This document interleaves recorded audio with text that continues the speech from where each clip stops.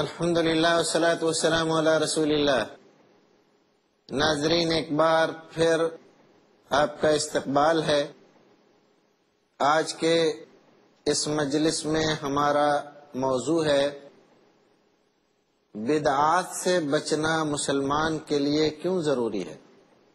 رسول اکرم صلی اللہ علیہ وسلم کی عادت مبارکہ تھی کہ جب کبھی آپ کوئی اہم خطبہ ارشاد فرماتے، کوئی واعظ کہتے، تو آپ 3 چیزیں لازمی طور پر اس میں بیان فرماتے تھے، اور یہ چیز ہمیں مسلم شریف کے مطالعے سے اچھی طرح واضح ہو جاتی ہے۔ آپ ہر اہم خطبے سے پہلے یہ ضرور کہا کرتے تھے اللہ کی تعریف اور نبی اکرم صلی اللہ علیہ وسلم پر درود کے بعد خیر الحدیث کتاب اللہ وخیر الہدی ہدی محمد صلی اللہ علیہ وسلم وشر الامور محدثاتها وکل محدثۃ بدعہ وکل بدعۃ ضلالہ وکل ضلالۃ فی النار۔ ناظرین، اس جملے کا سیدھا سا مطلب یہ ہے کہ تمام کتابوں میں بہترین کتاب اللہ کی کتاب یعنی قرآن ہے، اور تمام طریقوں میں بہترین طریقہ محمد الرسول اللہ کا ہے، اور سب سے بدترین کام وہ ہے جو دین میں نیا نکالا گیا ہو، اور ہر ایک بدعت گمراہی ہے، اور ہر ایک گمراہی جہنم کی طرف لے جانے والی ہے۔ یہ بات آج بھی ہم ان خطبہ کی زبان سے سنتے ہیں جو رسول اکرم صلی اللہ علیہ وسلم کی سنت کی پیروی میں خطبے میں یہ الفاظ ذکر کرتے ہیں، اور ہر جمعے کو یہ الفاظ ہمارے کانوں میں پڑتے ہیں۔ بات کتنی صاف سی فرمائی گئی۔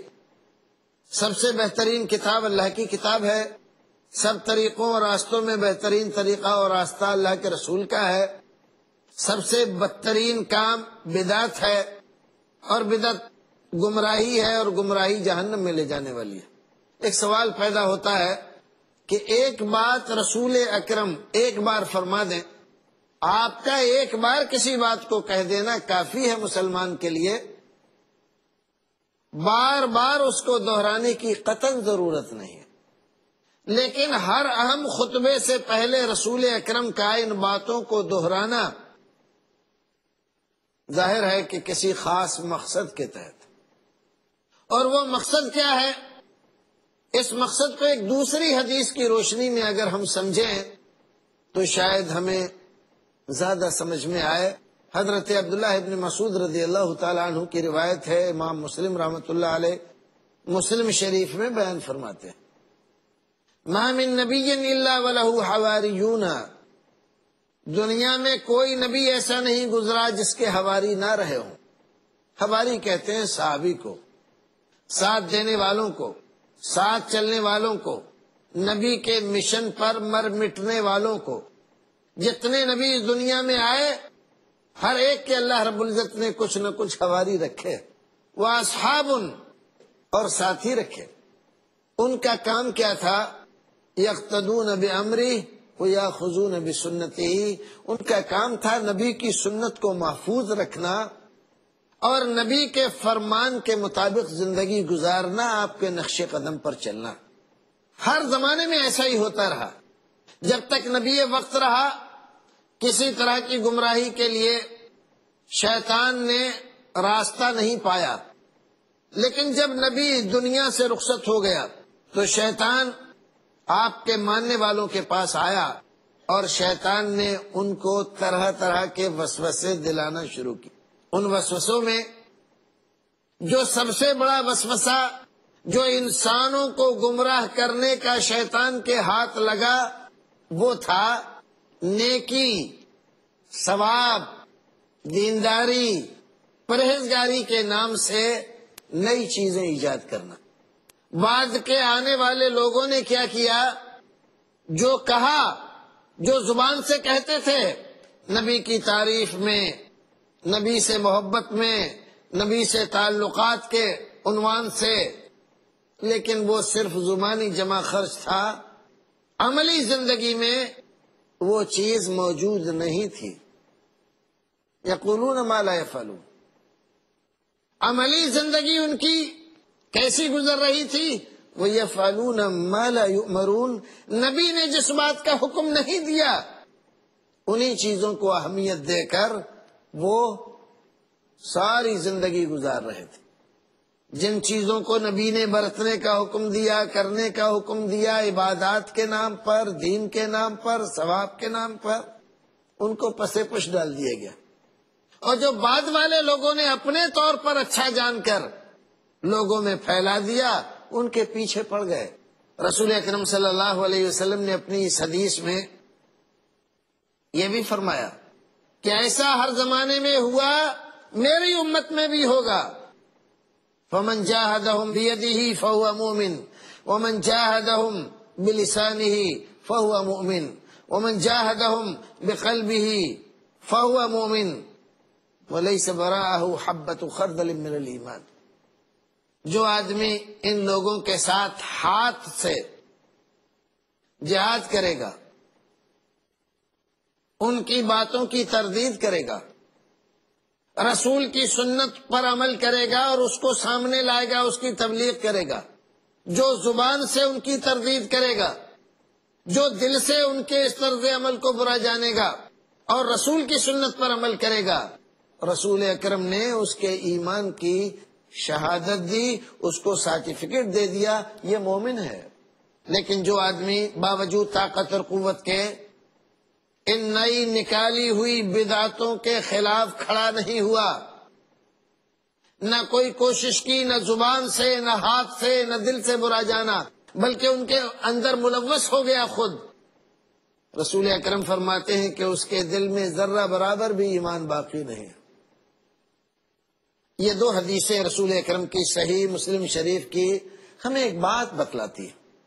رسول اکرم صلی اللہ علیہ وسلم کی سنتوں پر چلنا ہمارے ایمان کی زندگی کے لیے ضروری ہے، اور بدعتوں سے بچنا اللہ رب العزت کی نافرمانی، اس کے غضب سے محفوظ رکھنے کے لیے ضروری.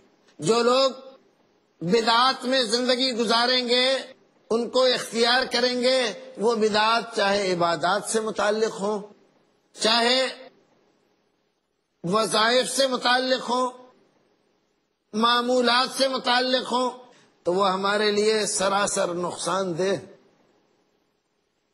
حضرت عائشہ رضی اللہ تعالی عنہ بیان فرماتی ہیں، یہ بھی مسلم شریف کی روایت، من احدث فی امرنا ھذا ما لیس منہ فہو رد.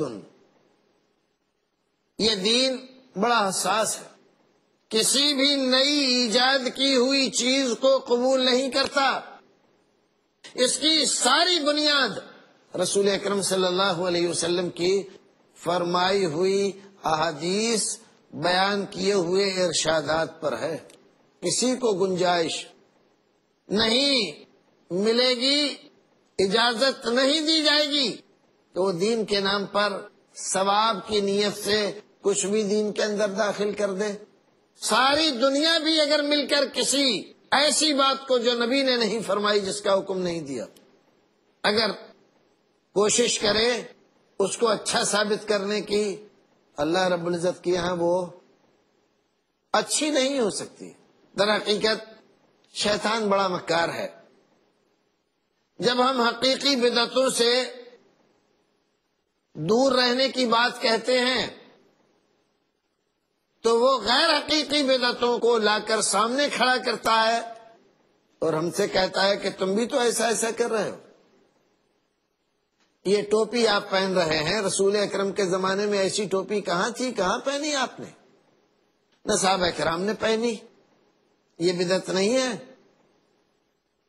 تو ہمیں لگتا ہے کہ بات صحیح کہی جا رہی ہے، حالانکہ یہ بات 100% غلط ہے. دین میں بدعت اس کو کہتے ہیں، وہ بدعت ممنوع ہے، اس بدعت کو ضلالت اور گمراہی کہا گیا ہے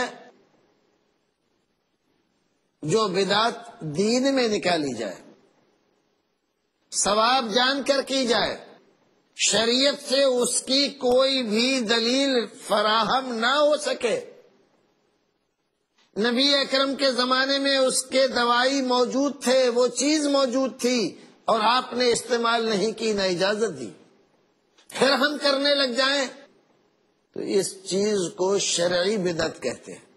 اور جو چیزیں آپ کے زمانے میں نہیں تھی، جن کے دوائی نہیں تھے، جو چیزیں ایجاد نہیں ہوئی تھی، دنیا سے متعلق ہیں، ان چیزوں کو شریعت منع نہیں کرتی، اور نہ ان چیزوں پر کوئی حکم لگاتی ہے، نہ ان کو روکتی ہے،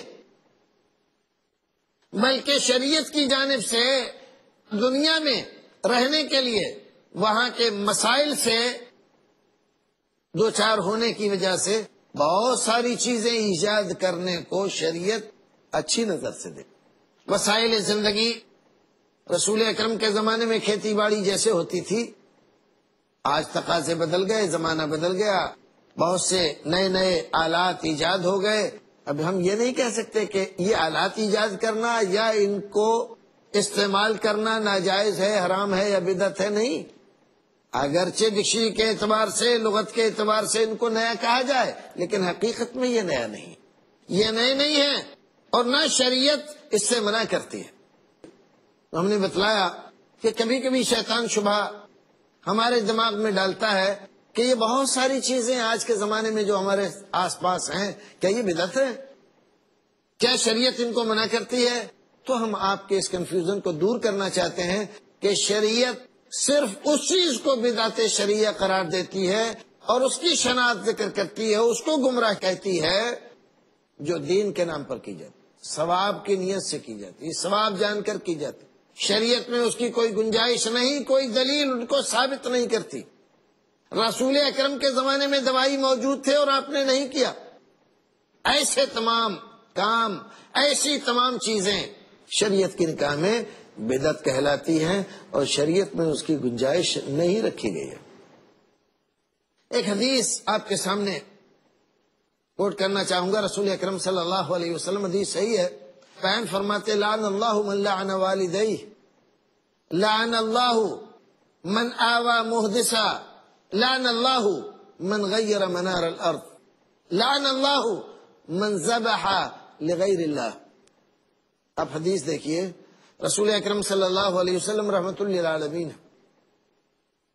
اس ناحیے سے دیکھیں، سوچیں، رحمت للعالمین، اللہ رب العزت نے جس کو رحمت بنا کر بھیجا ہے وہ لعنت بھیج رہا ہے۔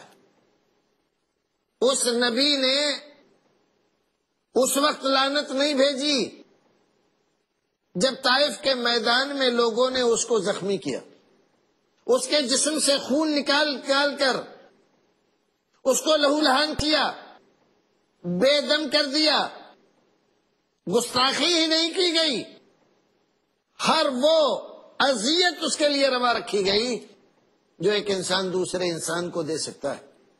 اور فرشتے نے پوچھا اگر آپ چاہیں تو ان کو ختم کر دیا جائے، تو آپ نے یہ فرمایا کہ نہیں، میں رحمت بنا کر بھیجا گیا ہوں، زحمت بنا کر نہیں۔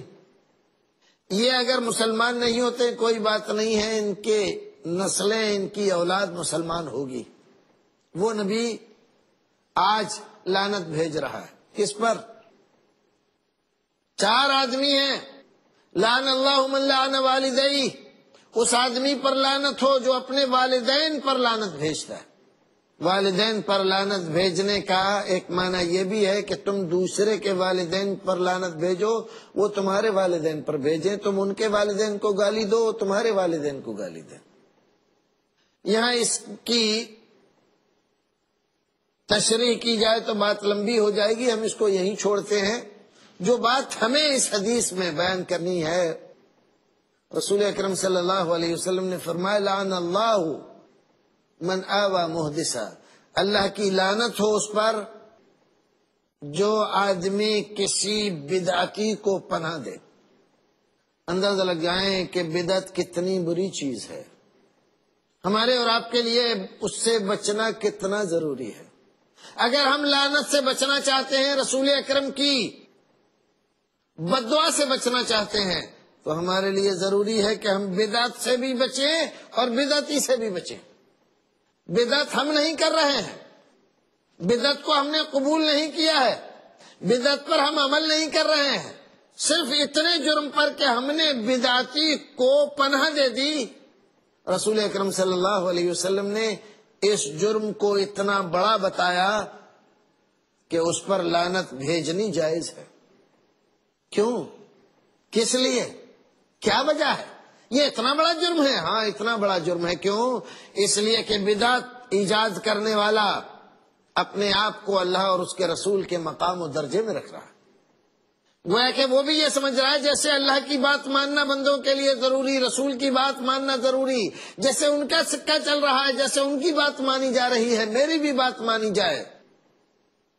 وہ اللہ اور اس کے رسول کے مقابلے میں اپنی بات چلانا چاہ رہا ہے، اور یہ سب سے بڑی بغاوت۔ اور ناظرین، ہم اور آپ یہ سب اچھی طرح سے جانتے اور سمجھتے ہیں۔ ہمارے گھر میں، ہمارے آس پاس معاشرے اور سماج میں، ہمارے ملک میں بہت سارے لوگ ایسے کام کرتے رہتے ہیں جو گھر کے بڑے کے حکم کے خلاف ہوتے ہیں، معاشرے اور سماج کے پرمپراؤں کے خلاف ہوتے ہیں، ملک کے قانون کے خلاف ہوتے ہیں۔ چھوٹی موٹی سزا دی جاتی ہے، کبھی معاف کر دیا جاتا ہے، بہت ساری چیزیں ہم دیکھتے ہیں۔ لیکن اگر کوئی آدمی حکومت وقت اپنے وطن کے خلاف سازش میں گرفتار ہو جائے، بغاوت کر بیٹھے، سرکاری سکے کے مقابلے میں اپنا سکہ چلانا چاہے، کوئی حکومت اس کو معاف کرتی ہے؟ کوئی معاف نہیں کرتا۔ کیوں؟ اس لیے کہ یہ سب سے بڑا جرم ہے، اس جرم کو کبھی معاف نہیں کیا جائے گا۔ ایسے ہی شریعت میں بہت سارے ہم گناہ کرتے ہیں، اور قرآن ہمیں یہ بتلاتا ہے ان الحسنات یذہبن السیئات۔ بہت سارے گناہ تو ایسے ہیں کہ ہمیں پتہ بھی نہیں چلتا گناہ ہو گیا، اور یہ بھی پتہ نہیں چلتا کہ اللہ رب العزت کی طرف سے وہ معاف ہو گیا۔ نیکیوں کی وجہ سے اللہ رب العزت گناہوں کو اپنے آپ معاف کر دیتا ہے۔ صغیرہ گناہ نیکیاں کرنے سے ختم ہو جاتے ہیں، کبیرہ گناہ کے لیے توبہ کرنا ضروری ہوتی ہے۔ یہ گناہ اپنے آپ معاف ہوتے رہتے ہیں اللہ کے فضل و کرم اور اس کے احسان سے اور اس کی صفت رحمت کی بدولت۔ لیکن اگر کوئی بغاوت پر اتر آئے تو نہ گھر کا مکھیا اس کو معاف کرتا ہے، نہ سماج اس کو معاف کرتا ہے، نہ کوئی عدالت اس کو معاف کرتی ہے، اور نہ حکومت وقت اس کو معاف کرتی ہے۔ اس لیے اللہ اور اس کے رسول بھی اس کو معاف نہیں کرتے، باوجود رحمت للعالمین ہونے کے۔ اس بدعتی کو رسول اکرم معاف نہیں کرتے، بلکہ اس کے اوپر لعنت بھیجتے ہیں۔ کیوں؟ اس لیے کہ اگر دین میں بدعت کو گوارا کر لیا جائے تو دین تحریف سے دوچار ہو جاتا ہے، دین دین نہیں رہتا، اثر اور نقل کا پتہ نہیں چلتا۔ جیسے پہلے دین خراب ہو گئے، تحریف کر دی گئی، سچی اور جھوٹی باتیں اس میں گڑبڑ ہو گئی، ملا دی گئی، ایسے ہی یہاں بھی ایسا ہو جائے۔ اس لیے شروع ہی سے رسول اکرم صلی اللہ علیہ وسلم نے اس کا انتظام فرمایا۔ جو لوگ بدعت کے خلاف کھڑے ہوتے ہیں، سنگھرش کرتے ہیں، محنتیں اور کوششیں کرتے ہیں، اس نتیجے میں ان کے ساتھ سختیاں کی جاتی ہیں اور وہ ان سختیوں کو برداشت کرتے ہیں، ان کے بڑے درجے بیان فرمائے گئے، ان کو علماء حق کہا گیا۔ دنیا والوں کی نظر میں چاہے ان کی کچھ بھی حیثیت رہی ہو، لیکن اللہ کی نظر میں وہ حراس الدین ہے، وہ دین کے علم بردار ہی نہیں، محافظ ہیں۔ اور اس بات کو شریعت نے بہت ہی اونچا مقام دیا۔ اور جو لوگ بدعتیں ایجاد کرتے ہیں، بدعتوں پر عمل کرتے ہیں، بدعتوں کو پھیلاتے ہیں، ان کو لعنت کا مستحق قرار دیا۔ بدعتی سے دور رہنے کا حکم دیا گیا۔ یہاں سے ہمیں یہ بات اچھی طرح سمجھ میں آ جاتی ہے کہ سنت پر عمل کرنا یہ سراسر نیکی ہے، اللہ اور اس کے رسول کی خوشنودی حاصل کرنے کا ذریعہ ہے۔ اور بدعت پر چلنا، بدعت پر عمل کرنا، بدعت کی تبلیغ کرنا، یہ ہمارے دین کے لیے ہی نہیں، ہمارے ایمان کے لیے، ہماری آخرت کے لیے، ہماری کامیابی کے لیے سراسر نقصان دہ ہے، دنیا اور آخرت میں ہمیں تباہی سے دوچار کرنے والا ہے۔ ہمیشہ اس بات کا خیال رکھو، علماء کرام سے پوچھ کر کہ اس بات کا حکم رسول اکرم نے دیا، اگر دیا ہے عمل کرو۔ رسول اکرم نے ایسا کام کیا ہے، اگر کیا ہے عمل کرو۔ صحابہ کرام نے یہ کام کیا ہے، ان کے زمانے میں یہ کام کیا گیا، اس پر عمل کرو۔ اگر نہیں کیا گیا، آپ نے حکم نہیں دیا، اس سے دور رہو۔ اسی لیے کہا نا وَيَفْعَلُونَ مَا لَا يُؤْمَرُونَ، برے لوگوں کا، بدعتیوں کا کام ہمیشہ یہی رہا کہ اس کام کے پیچھے پڑے رہتے ہیں جس کا حکم شریعت نے نہیں دیا، اللہ نے نہیں دیا، رسول نے نہیں دیا۔ نبی کی سنت کی ان کے نزدیک زیادہ اہمیت نہیں ہوتی، چاہے زبان سے کچھ بھی کہیں۔ وہ سنت پر چلنا بہت اونچا مقام رکھتا ہے، بڑی نیکی کی بات ہے، چاہے وہ کتنی ہی چھوٹی سنت ہو۔ سنت کبھی چھوٹی نہیں ہوتی، سمجھانے کے لیے کہا جاتا۔ بدعت کتنی ہی بڑی نیکی نظر آئے، وہ کبھی نیکی نہیں ہوتی، وہ نحوست ہوتی ہے۔ اللہ رب العزت ہمیں اور آپ کو نیک عمل کرنے کی توفیق عطا فرمائے، بدعت کی نحوست سے بچائے، اور پروردگار اپنے نبی کی سنتوں کے مطابق زندگی گزارنے کی توفیق بخشے۔ اللہ حافظ، السلام علیکم ورحمۃ اللہ۔